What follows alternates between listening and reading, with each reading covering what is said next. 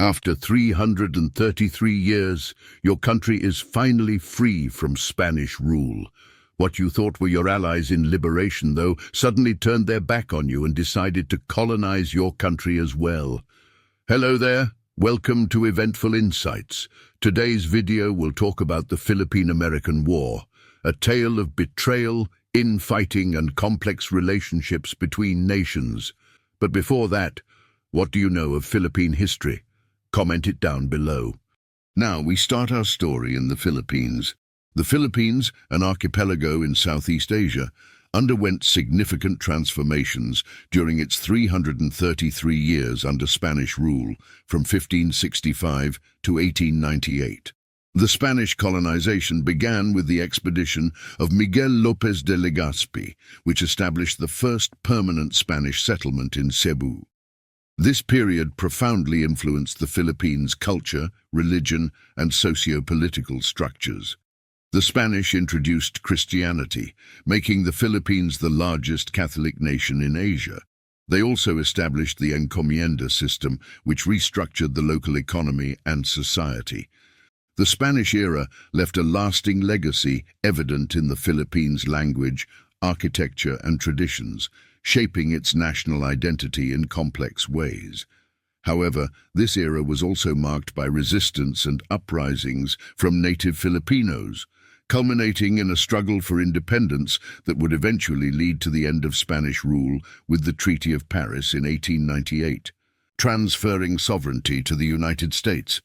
The centuries of Spanish domination have thus left an indelible mark on the Philippines, influencing its evolution as a nation. While Spain maintained its colonial grip on the Philippines, the United States emerged as a burgeoning colonial power with expanding interests in the Pacific and beyond.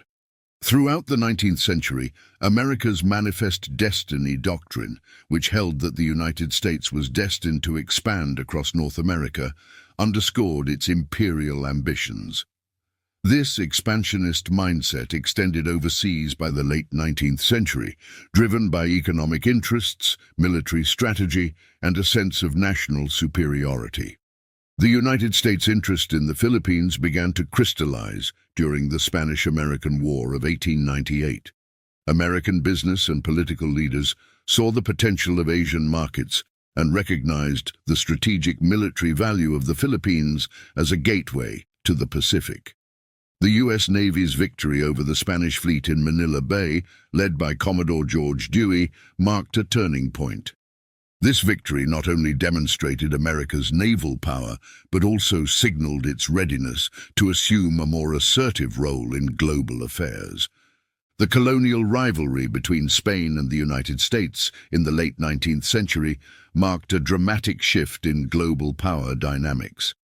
By this time, Spain, once a dominant global empire, had seen its influence wane, having lost many of its territories in Latin America to independence movements throughout the early 19th century.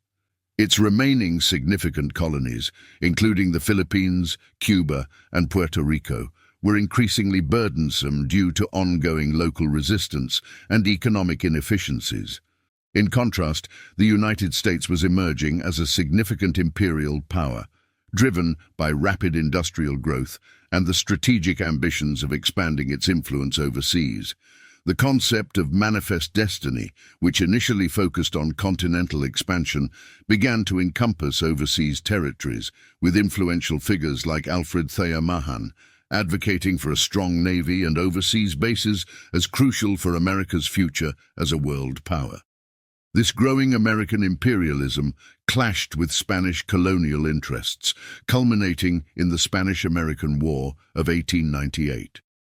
Tensions had been escalating due to American support for Cuban independence, where Spain was struggling to quell a long-standing rebellion. The mysterious explosion of the USS Maine in Havana Harbor served as a catalyst for the war, intensified by sensationalist American media reporting. The war itself was brief but decisive, with the United States swiftly defeating Spanish forces in both the Caribbean and the Pacific.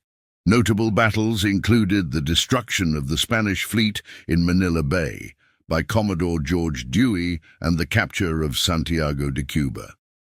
The conflict ended with the Treaty of Paris, signed on December 10, 1898, in which Spain ceded the Philippines, Guam and Puerto Rico to the United States, while Cuba became a U.S. protectorate before eventually gaining formal independence. This transfer of territories marked a significant shift in colonial power, symbolizing the United States' emergence as a global colonial power and the end of Spain's status as a significant colonial empire. For the Philippines, this transition marked the beginning of a new colonial era under American rule, which would last until the country's independence in 1946. The Spanish-American War underscored the changing nature of global power, with the United States asserting its influence far beyond its continental borders, setting the stage for its further involvement in international politics throughout the 20th century. The conclusion of the Spanish-American War and the subsequent Treaty of Paris in 1898 marked the beginning of American colonial rule over the Philippines. But this transition was neither smooth nor uncontested. Filipino leaders, who had been fighting for independence from Spain and had declared independence on June 12, 1898, under General Emilio Aguinaldo, were disillusioned by the treaty that transferred their sovereignty from one colonial ruler to another without their consent. This led to growing tensions between American forces and Filipino revolutionaries, culminating in the outbreak of the Philippine-American War in 1899. But before that, by late 1897, following a series of defeats, the revolutionary forces had lost most of their territory to the Spanish. Consequently, Aguinaldo entered into armistice negotiations with Spanish Governor-General Fernando Primo de Rivera, while Spanish forces surrounded his base in Aguinaldo in Bulacan. During this period, Aguinaldo reorganized his Republic of the Philippines. On December 14, 1897, an agreement was reached where the Spanish colonial government would pay Aguinaldo 800,000 Mexican pesos in 3 installments if he went into exile outside the Philippines. After receiving the first installment, Aguinaldo and 25 of his closest associates left Aguinaldo and went to Hong Kong as per the agreement.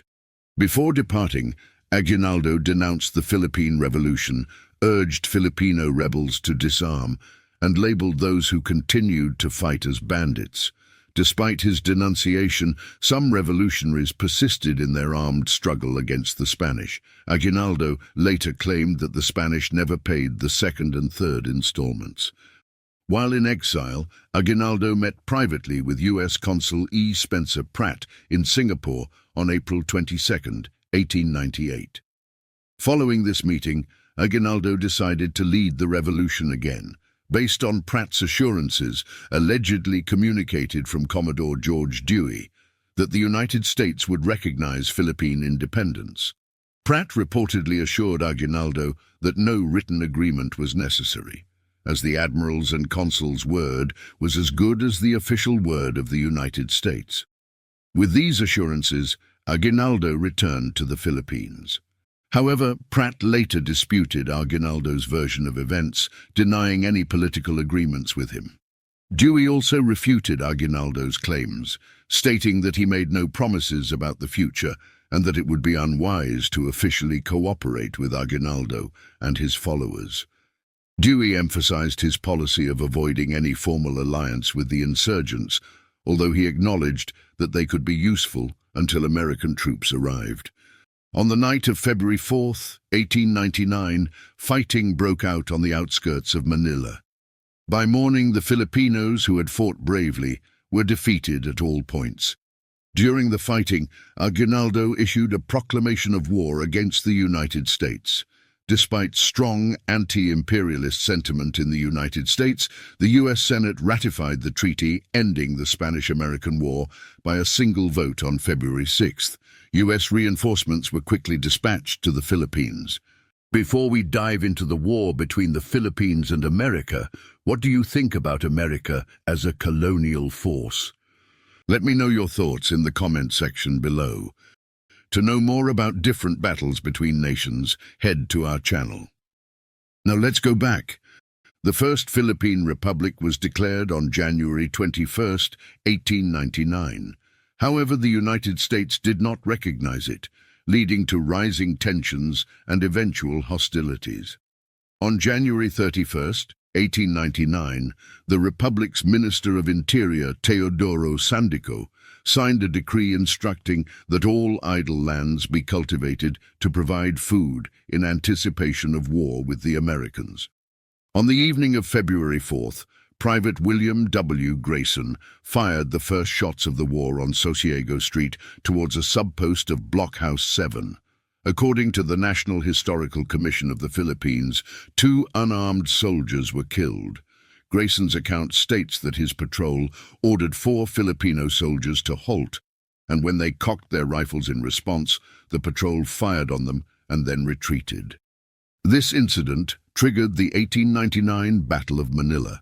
Later that day, Aguinaldo declared that peace with the Americans was over and that they should be treated as enemies within the limits of war laws. The next day, Filipino General Isidoro Torres, under a flag of truce, delivered a message from Aguinaldo to General Otis, stating that the fighting had started accidentally and requesting a ceasefire and neutral zone. Otis rejected this, saying the fighting must continue to the end. On February 5th, General Arthur MacArthur Jr. ordered an advance against Filipino troops. In the U.S., President McKinley created a commission chaired by Jacob G. Sherman on January 20th to study the situation in the Philippines and recommend a course of action. The commission, including General Otis and 2 civilian appointees, arrived in Manila on March 4th, 1899, after the hostilities had started. General Otis viewed the commission's arrival as an intrusion and boycotted meetings. The civilian members met with Ilustrados, who had left Aguinaldo's government, and studied its documents. As U.S. forces advanced north, Aguinaldo moved his government from Malolos to San Isidro, Nueva Ecija, and then further north to San Fernando, Pampanga, when Malolos fell in late March. The commission published a proclamation assuring Filipinos that the U.S. did not intend to exploit them, but aimed to help them become one of the most civilized peoples in the world, promising an enlightened government with home rule and liberty. Although not authorized to discuss an armistice, the civilian commission members held informal talks with a representative of Aguinaldo. However, progress towards peace ended when General Luna arrested Aguinaldo's cabinet and replaced it with a more aggressive one led by Apolinario Mabini. On June 2, 1899, the First Philippine Republic declared war on the United States.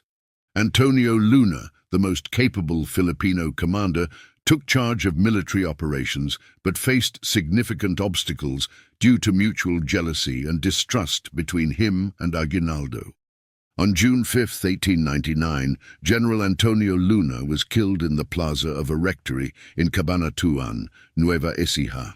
He had come to attend a council of war called by General Emilio Aguinaldo. Luna arrived with 2 aides-de-camp and a mounted escort of 12 men. After dismounting and dismissing his escort, he proceeded alone to the rectory, where Aguinaldo had his headquarters. Upon climbing the stairs, he was informed by a junior officer that Aguinaldo had left with his command. Feeling slighted, Luna expressed his frustration and prepared to leave. As he turned to go, a sergeant from one of the 2 companies Aguinaldo had stationed in Cabanatuan attacked him from behind with a bolo, inflicting a severe wound. Realizing he was surrounded and in a dire situation similar to that of Andres Bonifacio at Naic 3 years earlier, Luna drew his revolver to defend himself. He forced his way through his assailants and rushed downstairs into the plaza to summon his escort. However, in the plaza, he was confronted by one of Aguinaldo's companies with orders to arrest him at all costs. The commanding officer, believing that arresting Luna alive would be a burden for Aguinaldo, ordered his men to fire. Luna fell at the first volley, but managed to wound several assailants with his revolver before dying. General Luna's assassination during the Philippine-American War had significant repercussions on the conflict. As a key military strategist and leader, Luna's death dealt a severe blow to the Philippine Revolution. His absence created a leadership vacuum that weakened the revolutionary forces, providing an opportunity for the American colonizers to gain a strategic advantage. The loss of Luna also led to internal divisions within the Philippine revolutionary government, further hindering the resistance effort. This event underscored the complexities of revolutionary struggles and highlighted the challenges of building a unified national movement against foreign occupation. American annexation was justified under the pretext of liberating and protecting people in former Spanish colonies.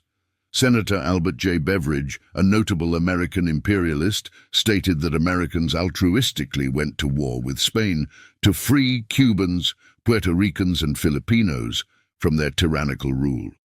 He argued that the prolonged American presence in the Philippines was to protect Filipinos from European powers poised to exploit an American withdrawal and to teach them American-style democracy. On February 11, 1899, a week after the initial shots were fired, American naval forces bombarded Iloilo from the USS Betrayal and USS Baltimore. Filipino forces set the town ablaze before retreating, and Brigadier General Marcus Miller's ground forces captured the city without any American casualties, while 25 to 30 Filipinos were wounded. The native part of the city was almost entirely destroyed. In the following months, after securing Manila, American forces moved north, engaging in battles at the brigade and battalion levels to pursue the retreating insurgent forces. In response to Filipino guerrilla warfare tactics beginning in September 1899, American strategy shifted to suppressing the resistance. This included controlling key areas and interning the civilian population in zones of protection to separate them from guerrillas. Many interned civilians died from dysentery. General Elwell Stephen Otis became notorious for his actions. Although his superiors instructed him to avoid military conflict, he did little to prevent war and demanded unconditional surrender from the Philippine Army. He frequently made major military decisions without consulting Washington and acted aggressively, assuming that Filipino resistance would quickly collapse. Even when this proved incorrect, he continued to claim that the insurgency had been defeated and that remaining casualties were caused by isolated bands of outlaws. Otis also suppressed information about American military tactics. When letters describing American atrocities reached the media, Otis ensured that each press clipping was sent to the original writer's commanding officer, who would then persuade or force the soldier to retract their statements. Meanwhile, the key strength of the Filipino forces was their ability to maintain an army of 100,000 irregulars in the field. General Francisco Macabulos stated that their goal was not to defeat the U.S. Army outright, but to cause them continuous losses. Initially, the Philippine Revolutionary Army used conventional military tactics typical of a formal armed resistance.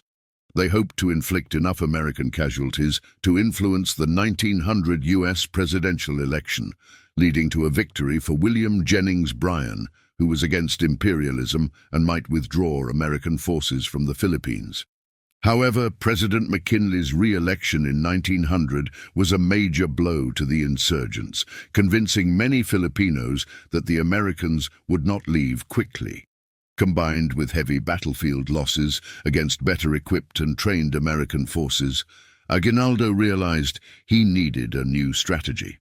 Starting on September 14, 1899, he took General Gregorio del Pilar's advice and switched to guerrilla warfare tactics for future military operations in Bulacan. For most of 1899, the revolutionary leaders considered guerrilla warfare only as a last resort tactic, not as a primary strategy suited to their disadvantaged position. However, on November 13, 1899, Aguinaldo declared that guerrilla warfare would become their main strategy. This decision made it much harder for the Americans to occupy the Philippine archipelago in the following years. In the first 4 months of guerrilla warfare, the Americans suffered nearly 500 casualties. The Philippine Army launched successful ambushes and raids, achieving victories at Paya, Catubig, Macahambas Hill, Pulang Lupa, and Mabitac. Initially, it seemed that the Filipinos might force the Americans into a stalemate and compel them to withdraw, prompting President McKinley to consider a withdrawal when these guerrilla raids began. The Philippine Army kept losing battles to the better-equipped U.S. Army during the conventional warfare phase, forcing Aguinaldo to keep relocating his base of operations. On June 24, 1900, U.S. military Governor MacArthur issued a proclamation offering full amnesty to all insurgents who surrendered within 90 days. On August 3, 1900, Aguinaldo responded by urging his forces to continue the fight and offering rewards for rifles and ammunition brought in by prisoners or deserters from the opposing forces. On March 23, 1901, General Frederick Funston and his troops captured Aguinaldo in Palanan, Isabela, with the help of Filipino scouts from Macabebe who had joined the Americans. The Americans disguised themselves as captives of these scouts, who were dressed in Philippine Army uniforms. Once they entered Aguinaldo's camp, they quickly overpowered his forces. On April 1, 1901, at Malacañang Palace in Manila, Aguinaldo took an oath accepting U.S. authority over the Philippines and pledging allegiance to the American government. On April 19, he issued a proclamation of formal surrender to the United States, urging his followers to lay down their weapons and end the fight. "Let the stream of blood cease to flow. Let there be an end to tears and desolation," Aguinaldo said. "The lesson which the war holds out, and the significance of which I realized only recently, leads me to the firm conviction that the complete termination of hostilities and a lasting peace are not only desirable, but also absolutely essential for the well-being of the Philippines." Guerrilla activity persisted in certain regions, especially in Samar under Lucban and in Batangas under Miguel Malvar. In Samar, the Balangiga massacre prompted a significant military campaign across the island, and Lucban was captured on February 18, 1902. Some sources claim that Malvar assumed the titular presidency of the Philippine Republic after Aguinaldo's capture. He ultimately surrendered in April 1902. The Philippine Organic Act, approved on July 1, 1902, confirmed President McKinley's earlier executive order that created the Second Philippine Commission. This act established a bicameral legislature consisting of a popularly elected lower house called the Philippine Assembly and an appointed upper house known as the Philippine Commission. It also extended the Bill of Rights to Filipinos. On July 2, the U.S. Secretary of War announced that the insurrection against the United States had ended, and provincial civil governments were established throughout most of the Philippines, ending the role of the military governor. On July 4, President Theodore Roosevelt granted a full pardon and amnesty to all participants in the conflict. On April 9, 2002, Philippine President Gloria Macapagal Arroyo declared that the Philippine-American War had officially ended on April 16, 1902, with Malvar's surrender. She marked the 100th anniversary of this date as a national working holiday and a special non-working holiday in the province of Batangas and the cities of Batangas, Lipa, and Tanawan. The Kiram-Bates Treaty secured the Sultanate of Sulu under American control. Additionally, American forces established dominance over mountainous areas that had resisted Spanish rule. The number of Filipino casualties during the war far exceeded those of Americans. According to the United States Department of State, over 4,200 American soldiers and more than 20,000 Filipino fighters lost their lives in combat.